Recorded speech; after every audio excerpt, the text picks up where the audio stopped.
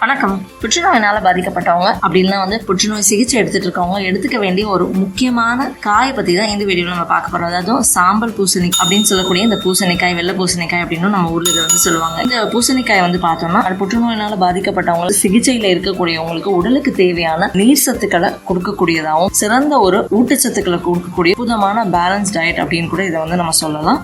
அதிகமான நீர் சத்துக்கள் இருக்கக்கூடிய ஒரு சிறந்த காய் அப்படின்றனால புற்றுநோய் சிகிச்சையில இருக்கிறவங்க உணவு சாப்பிடுறது பொதுவா குறையும். அந்த காலகட்டத்துல உடலுக்கு தேவையான அந்த நீர் சத்துக்களை கொடுக்கறதுக்கும் உடலுக்கு தேவையான அந்த ஊட்டச்சத்துக்களை கொடுக்கறதுக்கும் இந்த காய் பார்த்தோம்னா உதவக்கூடிய ஒரு அற்புதமான காய் இது. அதே மாதிரி புற்றுநோய் பாதிக்கப்பட்டவங்களுக்கு வரக்கூடிய அந்த ஆக்சிடேட்டிவ் ஸ்ட்ரெஸ்ஸையும் சமாளிக்கிறதுக்கு இந்த காய் உதவக்கூடியதாக இருக்கும். இந்த காயில பார்த்தோம்னா விட்டமின் சி சத்துக்கள் மட்டும் இல்லாம ஆன்டி ஆக்சிடென்ட் நியூட்ரியன்ஸும் அதிகமா இருக்கு. இந்த கேன்சர் சம்பந்தமான பிரச்சனைகள் இருக்கிறவங்களுக்கு ஒரு சிறந்த உணவா இருக்கும். நார் சத்துக்கள் அதிகமா இருக்கு அப்படின்னும் பொழுது செரிமானம் சம்பந்தமான பிரச்சனைகள்ல இருந்து பாதுகாக்கிறதுக்கு உதவும். அதே மாதிரி மலச்சிக்கல்ல இருந்து பாதுகாக்கிறதுக்கும் உதவும். ரொம்பவே கேலரி கம்மியா இருக்கக்கூடிய லேசான உணவு அப்படின்றனால புற்றுநோயினால பாதிக்கப்பட்டவங்க அன்றாடம் பூசணிக்காய ஒரு 100 கிராம் அளவு எடுத்துக்கிறது அப்படின்றது சிறந்த ஒரு பலனை கொடுக்கும். எப்படி இதை சாப்பிடலாம் அப்படின்னு பார்த்தோம்னா, வெறும்னு பச்சை பூசணிக்காய தோலை நீக்கிட்டு மேல இருக்கக்கூடிய அந்த விதை பகுதிகளையும் நீக்கிட்டு அப்படியே நறுக்கிட்டு சாப்பிடுறது ரொம்பவே சிறந்தது. இல்ல ஜூஸா போட்டு சாப்பிடணும் அப்படின்னு நினைச்சீங்கன்னா அதுவும் சாப்பிடலாம். ஒரு சூப்பாவும் இல்ல சாலடாவும் இல்ல கூட்டு மாதிரி சமைச்சும் சாப்பிடலாம். ஆனா பச்சையா இதை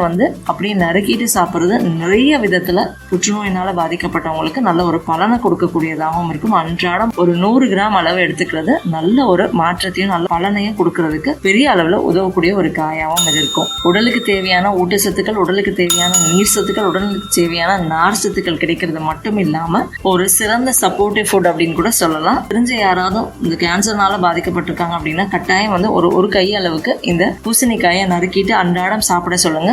சிறந்த ஒரு பலன் கொடுக்கக்கூடிய ஒரு காய் இது.